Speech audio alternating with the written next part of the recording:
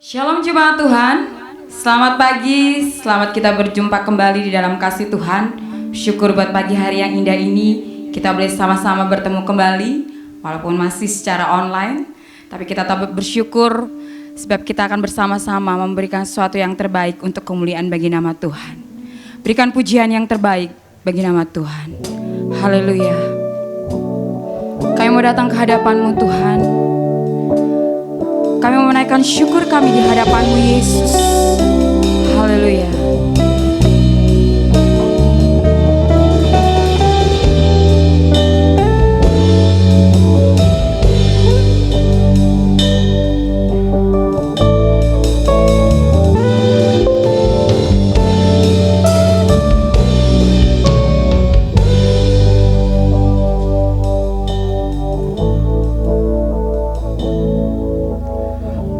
Datang padamu, membawa pujianku, hanya kekuatan hadirat-Mu sanggup menjaga hatiku. Mendekat padamu, ku mau sentuh hatimu, biar ku melihat kemuliaan yang Kau sediakan bagiku. Bagimu pujian, hormat, kemuliaan, Kaulah kebanggaan di dalam hidupku. Janji-Mu bersinar, buktikan Kau besar. Tiada yang seperti-Mu Yesus Tuhanku. Kami datang lebih lagi ke hadapan-Mu Tuhan. Ku datang padamu, amin, membawa pujianku, hanya kekuatan hadirat-Mu sanggup menjaga hatiku. Mari mendekat.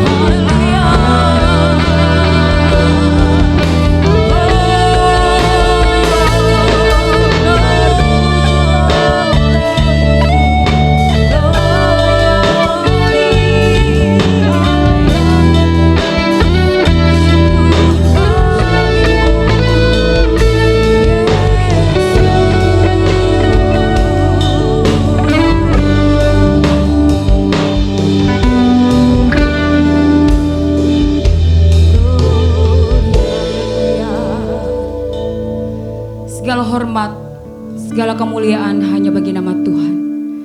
Kami boleh bersyukur buat hari yang indah ini Tuhan. Di pagi hari ini, dimanapun keluarga besar GB Eklesia berada, kami percaya semuanya dalam keadaan sehat. Tuhan, pada kesempatan pagi hari ini, kami datang kepadamu membawa setiap pujian kami di hadapan Tuhan.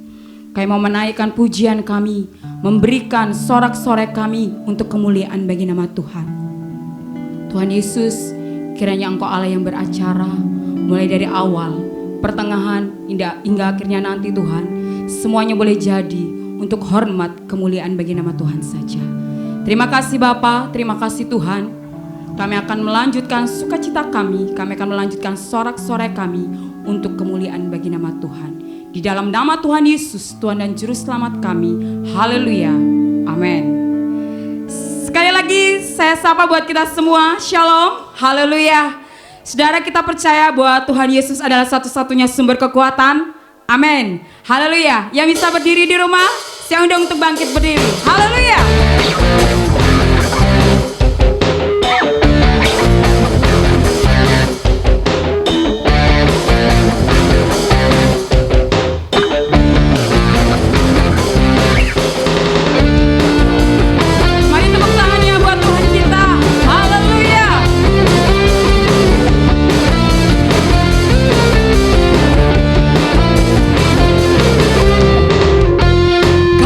Satu-satunya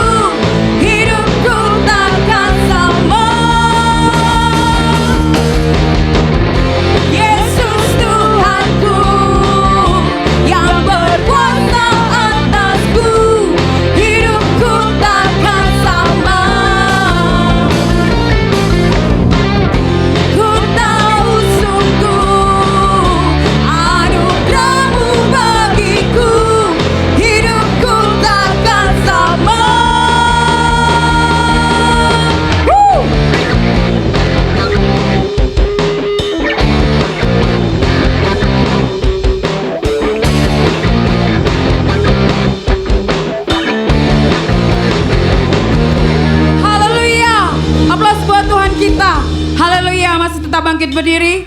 Haleluya. Tuhanlah perisai kita. Amin. Haleluya. Lebih lagi buat Tuhan kita ya. Haleluya.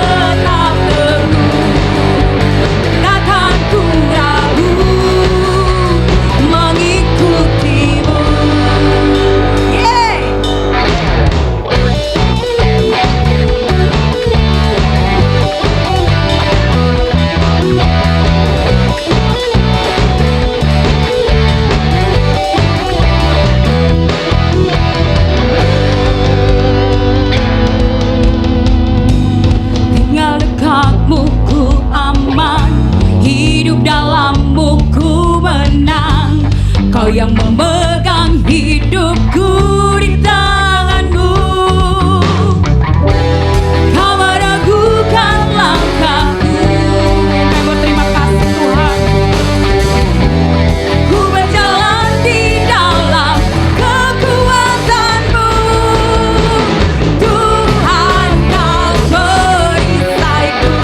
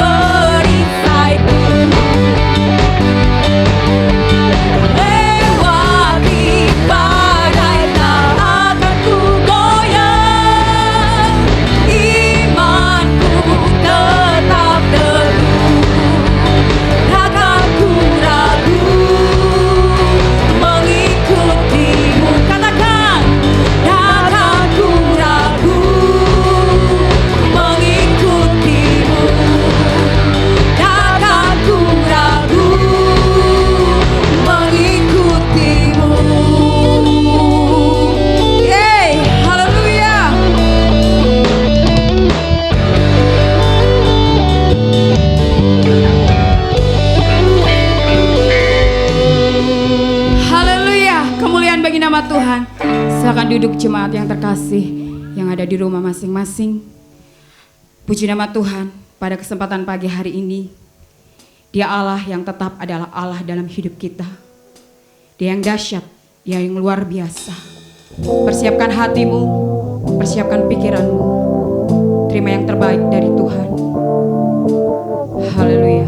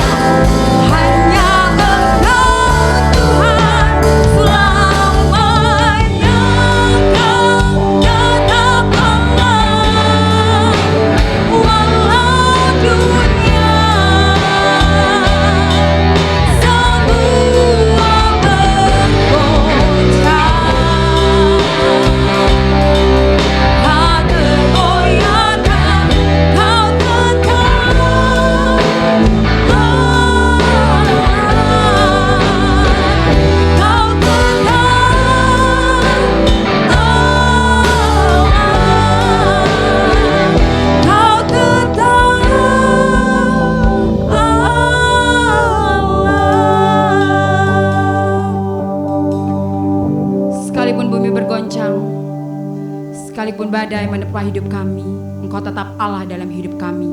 Kami percaya itu Tuhan. Pada kesempatan pagi hari ini, berikan kami kekuatan, berikan kami sukacita, damai sejahtera untuk kami boleh mendengarkan firman Tuhan. Berkati hamba-Mu dari ujung kaki sampai ujung rambut. Semuanya Tuhan yang berasal daripada Engkau, Engkau yang senantiasa memberkati. Berkati setiap kami yang mendengarkan, baik yang kami ada di sini maupun di rumah. Semuanya diberkati dan boleh menjadi berkat. Di dalam nama Tuhan Yesus, Tuhan dan Juru Selamat kami.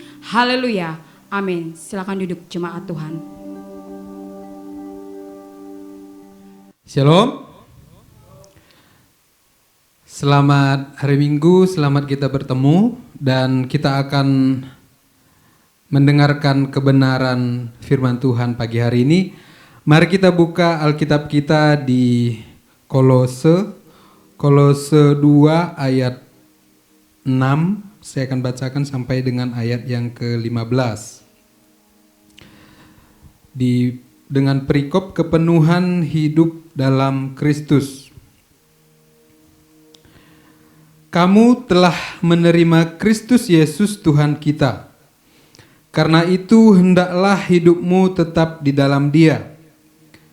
Hendaklah kamu berakar di dalam Dia dan dibangun di atas Dia. Hendaklah kamu bertambah teguh dalam iman yang telah diajarkan kepadamu dan hendaklah hatimu melimpah dengan syukur.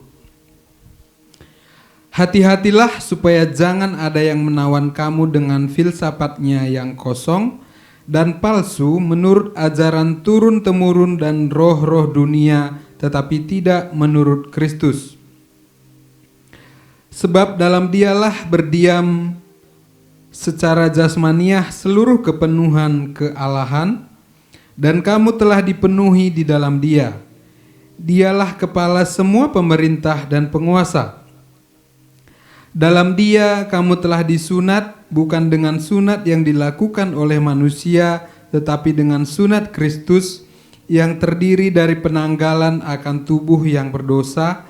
Karena dengan Dia kamu dikuburkan dalam baptisan, dan di dalam Dia kamu turut dibangkitkan juga oleh kepercayaanmu kepada kerja kuasa Allah yang telah membangkitkan Dia dari orang mati.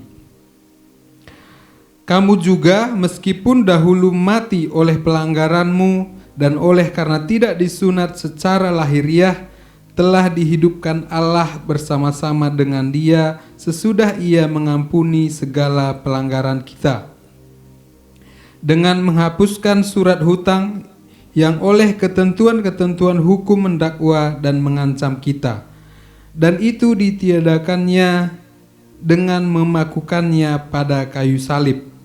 Ia telah melucuti pemerintah-pemerintah dan penguasa-penguasa dan menjadikan mereka tontonan umum dalam kemenangannya atas mereka. Amin. Pada pagi hari ini firman Tuhan akan berbicara tentang bagaimana kita berakar di dalam Tuhan. Surat Paulus untuk jemaat di Kolose ini, kalau kita lihat di Kolose 1 ayat yang ke-4, demikian perkataannya, karena kami telah mendengar tentang imanmu dalam Kristus Yesus dan tentang kasihmu terhadap semua orang kudus oleh karena pengharapan yang disediakan bagi kamu di sorga. Tentang pengharapan itu telah lebih dahulu kamu dengar dalam firman kebenaran, yaitu Injil yang sudah sampai kepada kamu. Jadi Paulus menyampaikan surat ini kepada jemaat di Kolose karena dia sudah mendengar tentang iman jemaat di Kolose. Dan kalau kita balik lagi ke Kolose 2 tadi, ayat yang ke-6 dikatakan, kamu telah menerima Kristus Yesus Tuhan kita. Jadi di sini firman ini disampaikan kepada orang-orang yang di dalam Tuhan. Orang-orang yang sudah percaya kepada Yesus. Dikatakan kamu telah menerima Kristus Yesus Tuhan kita. Jadi bukan kepada orang-orang yang di luar Tuhan, tetapi ini adalah kepada kita yang sudah percaya kepada Yesus. Dan dikatakan, karena itu hendaklah hidupmu tetap di dalam Dia. Kalau saya baca di terjemahan bahasa Indonesia masa kini dikatakan, hendaklah dikatakan sebab itu hendaklah kalian hidup bersatu dengan Dia. Jadi di sini kerinduan dari Paulus kepada jemaat di Kolose adalah ketika jemaat sudah percaya kepada Tuhan, maka tetaplah tinggal percaya di dalam kasih Tuhan itu. Kalau di ayat yang ke-7 dikatakan, hendaklah kamu berakar di dalam Dia dan dibangun di atas Dia. Kalau terjemahan, saya bacakan satu terjemahan lagi di bahasa Indonesia masa kini dikatakan, hendaklah kalian membangun hidupmu dengan Kristus sebagai dasarnya. Jadi ketika kita percaya kepada Tuhan, yang diharapkan adalah hidup kita berakar kepada Tuhan, yaitu Kristus yang menjadi dasarnya. Kenapa ini penting? Kalau kita sekilas merujuk ke ayat-ayat setelahnya tadi adalah ada ungkapan ataupun pernyataan dari Paulus, dikatakan hati-hatilah supaya jangan ada yang menawan kamu dengan filsafat ataupun pengajaran-pengajaran palsu, segala sesuatu yang bukan datangnya dari Kristus. Karena apa? Jemaat sudah ada di dalam Kristus bukan berarti sudah aman. Dalam artian jemaat bisa saja tetap akan masuk ke dalam godaan-godaan ataupun jatuh ke dalam pengajaran-pengajaran yang di luar Tuhan. Jadi kenapa dikatakan hati-hatilah, dan dijelaskan bahwa orang-orang yang sudah percaya kepada Tuhan tadi, dia itu sudah dikatakan dibaptis secara di dalam Kristus, baik itu di ayat yang ke-12, kamu dikuburkan dalam baptisan dan di dalam Dia kamu turut dibangkitkan juga oleh kepercayaanmu kepada kerja kuasa Allah yang telah membangkitkan Dia dari orang mati.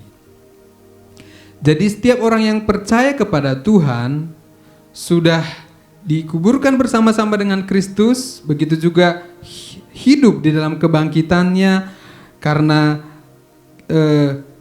dari antara orang mati, dan dikatakan kamu yang dahulu mati oleh pelanggaranmu dihidupkan Allah bersama-sama dengan Kristus. Dikatakan karena setiap dosa-dosamu sudah dihapuskan, sudah ditebus. Kalau dikatakan di sini bahasanya adalah dengan menghapuskan surat hutang. Jadi setiap pelanggaran kita, setiap apapun yang kita lakukan, perbuat, itu sudah ditanggung oleh Yesus Kristus sekali untuk selama-lamanya di atas kayu salib. Jadi dengan mengingat inilah, dengan kepercayaan yang sudah dipunya ini, kenapa Paulus merasa penting menyampaikan orang yang sudah percaya kepada Tuhan jangan hanya sekedar percaya, tetapi harus berakar di dalam Dia. Karena hal-hal yang harus kita waspadai atau kita harus berhati-hati di zaman sekarang ini bukan hanya sebatas pengajaran palsu ataupun dikatakan di sini ajaran turun-temurun dan roh-roh dunia yang tidak menurut Kristus, tetapi segala sesuatu yang tidak merujuk kepada kebenaran, maka itu adalah ajaran-ajaran yang tidak benar ataupun palsu. Betapa banyak ataupun betapa gampang mungkin sekarang ini bisa saja kita disesatkan oleh informasi-informasi ataupun berita-berita yang santer disebut dengan hoax ataupun hoax kalau di bahasa Indonesia akan seperti itu. Berita-berita yang tidak benar entah tentang apapun itu. Jadi kalau kita tidak punya fondasi kebenaran Kristus, maka kita akan gampang akan diperdayai oleh informasi-informasi yang tidak benar. Jadi kembali lagi kenapa kita harus hidup berakar di dalam Dia. Jadi sebuah pohon itu akan terlihat bagus, akan terlihat kuat, kokoh kalau akarnya di dalam tanah yang tidak terlihat itu juga akarnya itu menjalar ataupun panjang mencapai ke kedalaman tanah tertentu yang membuat pohon itu bisa berdiri kokoh dan teguh. Kita akan lihat ada 3 hal kenapa berakar di dalam Tuhan itu penting. Kalau diumpamakan itu adalah pohon. Yang pertama, akar itu akan membuat pohon menjadi kuat, menjadi stabil. Bayangkan kalau pohon apa yang kira-kira menurut kita kuat? Pohon-pohon yang besar, misalkan mangga, rambutan, duren, beringin, atau pohon-pohon yang besar itu tidak mungkin akarnya di dalam tanah itu hanya mungkin sedalam 1 meter dari atas permukaan tanah, tidak mungkin. Ataupun panjangnya ke samping setelah dia di dalam tanah itu dia mengakar hanya 1-2 meter, tidak mungkin. Dia akar-akarnya itu akan banyak dan mungkin kalau pohon-pohon yang sudah semakin besar maka akan menjalar di sekeliling di bawah tanah itu bahkan 5-10 meter akarnya ke samping ke dalam. Jadi itu akan membuat pohon itu menjadi kokoh, menjadi kuat. Karena apa? Pohon itu di atasnya akar kan ada batang, daun, bahkan buah. Itu akan bisa ketika angin kencang datang ataupun badai, maka itu akan diombang-ambingkan. Maka pohon itu akan ikut bergoyang ataupun tidak bisa diam saja gitu. Tapi pohon itu akan tetap tegak, akan tetap kokoh karena dia punya akar yang dalam.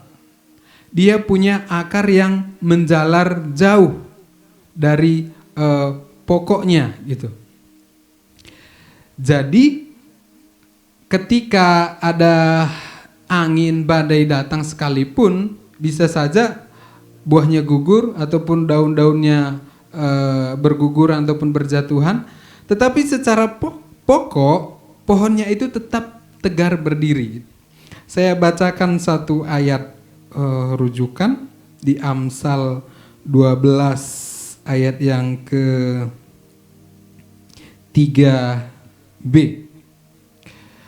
Dikatakan Amsal 12 ayat 3b, tetapi akar orang benar tidak akan goncang. Artinya fondasi yang sudah dibangun di bawah itu tidak akan kena goncangan. Dia akan tetap tegar, dia akan tetap bisa membuat pohon itu berdiri kuat, berdiri kokoh. Begitu juga dengan kita. Kalau berbicara tentang masalah hidup, sekarang ini semuanya orang kalau disuruh curhat semuanya gampang untuk mencurahkan isi hatinya, permasalahan-permasalahan kehidupan yang sedang dia hadapi, perekonomiannya, kehidupannya bagaimana, malangnya nasibnya, nestapa, apapun segala macam kegalauan hidup. Semua orang sekarang ini kalau disuruh menuliskan itu atau memperkatakan akan lancar gitu. Karena semua orang sekarang mengalami permasalahan kehidupan yang besar dengan situasi perekonomian tidak hanya di Indonesia tetapi global secara dunia. Tetapi kita kembali lagi ke pribadi kita masing-masing. kita yang sudah percaya kepada Tuhan tadi, akar kita di dalam Kristus itu sedalam apa? Ketika badai seperti ini datang kepada hidup kita, ketika buah-buah kehidupan kita berjatuhan, ataupun daun-daun berguguran, ataupun ranting-ranting kehidupan kita patah sekalipun, apakah akar yang kita punya itu seakan ikut tercerabut, atau akarnya itu tetap kokoh dan pokok ataupun secara batang dia itu tetap berdiri tegar? Tanyakan kepada diri kita masing-masing. Yang kedua, akar itu mensuplai makanan ataupun nutrisi ataupun vitamin kepada batangnya, kepada carangnya ataupun cabang pohon ataupun kepada daun, sehingga sebuah pohon akan bisa menjadi bagus, terlihat dan produktif. Dia menjadi sebuah pohon yang mempunyai batang yang bagus, dahan yang bagus, daun yang bagus, dan akhirnya bahkan menghasilkan bunga dan buah karena dia disuplai dari akar. Kalau saya flashback bertahun-tahun yang lalu ketika masih di kampung dan misalnya masih menjadi anak petani gitu ya. Mau apapun tanamannya, apakah itu jeruk, cabai, tomat, segala sesuatu tanaman yang dinamakan dia punya batang, maka yang akan mostly atau dominan dikasih pupuk ataupun makanan-makanan di bawah itu adalah yang di tanahnya, di antara batangnya itu gitu. Karena nutrisi itu akan diambil dari akar. Akar yang akan mengambil ketika disebarkan pupuk atau apa yang di bawah itu, dan akhirnya ditutup lagi dengan tanah yang baru supaya akarnya itu lebih cepat menyerap. Ya, akar itu yang akan memberikan nutrisi untuk pohon itu mengalir ke batangnya, ke daunnya, sampai dia akan bisa berbunga dan berbuah. Saya bacakan juga rujukan ayatnya di Yeremia 17 ayat 7 sampai dengan yang ke-8. Dikatakan, diberkatilah orang yang mengandalkan Tuhan, yang menaruh harapannya pada Tuhan. Ia akan seperti pohon yang ditanam di tepi air, yang merambatkan akar-akarnya ke tepi batang air, dan yang tidak mengalami datangnya panas terik, yang daunnya tetap hijau, yang tidak khawatir dalam tahun kering, dan yang tidak berhenti menghasilkan buah. Ayat yang similar ataupun mirip di ayat ini bisa juga dibaca di Mazmur 1 ayat yang ketiga. Dikatakan akar ini yang merambatkan akar-akarnya ke tepi batang air, artinya dia mencari sumber yang bisa memberikan kehidupan bagi keberlangsungan pohon ini. Supaya ketika musim apapun dia tetap bisa produktif ataupun berproduksi. Begitu juga dengan iman kita. Akar kita kepada Kristus, apakah diam saja atau kita mencari kebenaran Kristus lebih dalam lagi, lebih jauh lagi? Pengenalan kita akan Kristus semakin intimkah atau semakin jauh daripada Tuhan? Supaya ketika akar kita ini bergerak mengenal Tuhan, Tuhan itu adalah sumber energinya, itu adalah nutrisinya, sehingga ketika kita punya energi, maka akar itu akan mengalirkan kepada keseluruhan kehidupan kita. Maka kita, tubuh kita ini, apakah kita ini sebagai batangnya kah, atau daunnya kah, atau rantingnya kah, atau bunganya kah, itu akan bisa berkarya ataupun bisa menjadi sesuatu yang Tuhan mau dan tidak hidup di dalam keputusasaan yang tak ada habis-habisnya gitu. Karena kebenaran firman Tuhan itu yang akan membuat kita menjadi kuat. Jadi kita disuplai oleh energi yang diperbaharui dari sehari ke sehari, yaitu kebenaran firman Tuhan. Jadi supaya kita semakin menyadari bahwa kita tetap harus berakar di dalam kebenaran firman Tuhan. Dan yang ketiga, ada hubungannya dengan yang kedua tadi, yaitu akar itu akan membuat pohon ini bisa bereproduksi, menghasilkan buah. Kalau ada tingkatannya secara sekilas saya sebutkan adalah hidup di dalam Tuhan itu berakar di dalam Tuhan, yaitu sudah percaya kepada Tuhan,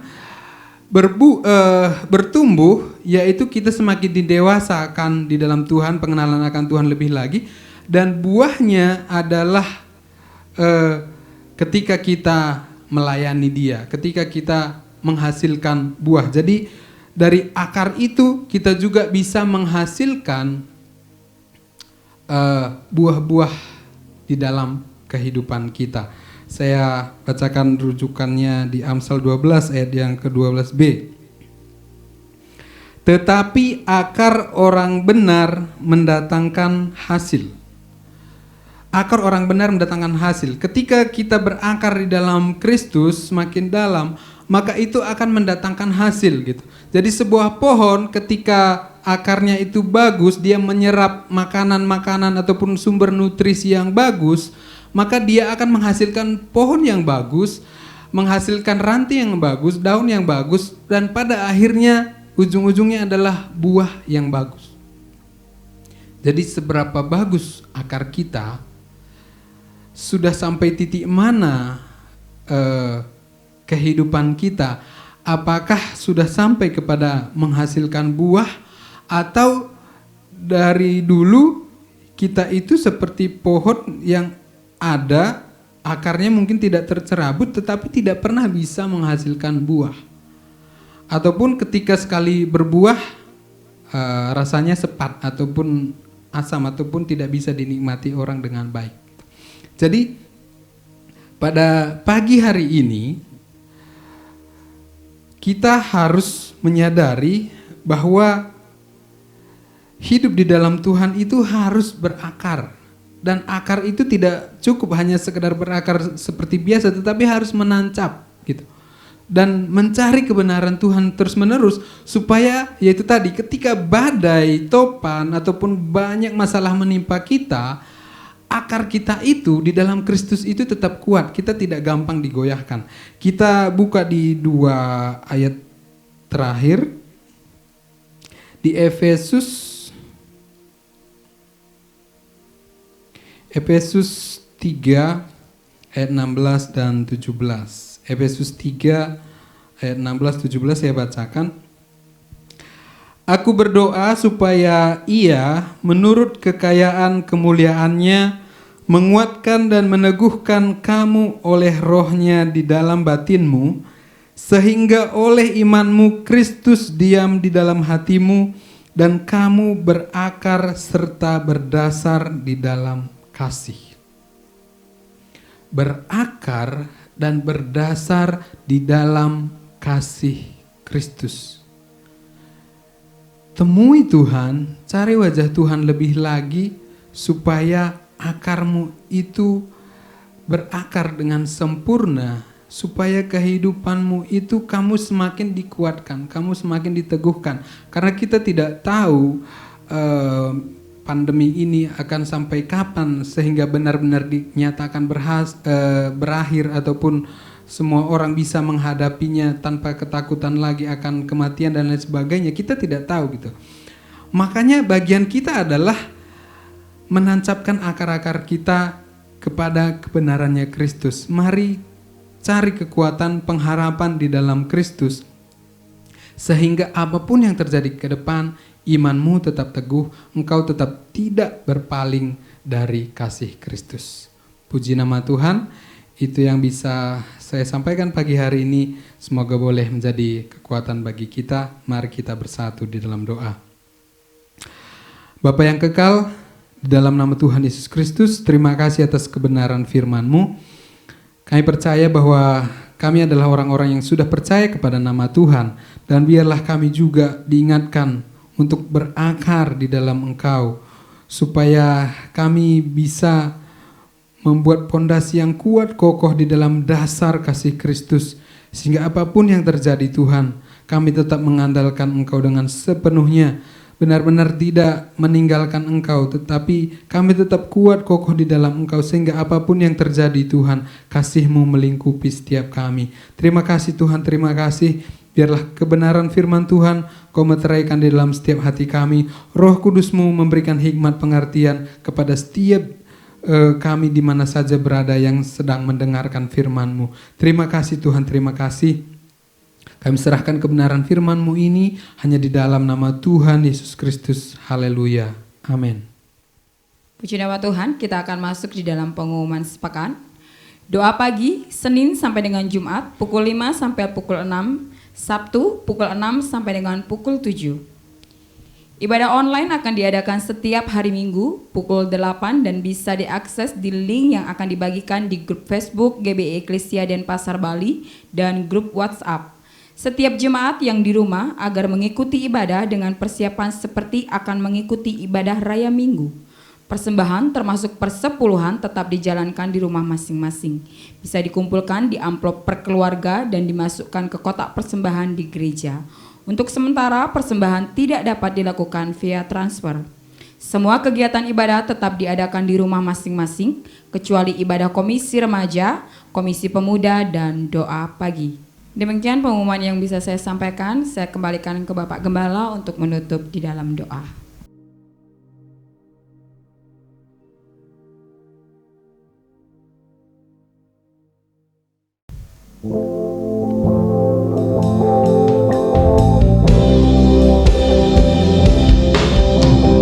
Terima kasih Yesusku buat anugerah yang Kau beri. Sebab hari ini Tuhan adakan syukur bagimu. Terima kasih Yesusku buat anugerah yang Kau beri. Sebab hari ini Tuhan adakan syukur bagimu. Syukur bagimu.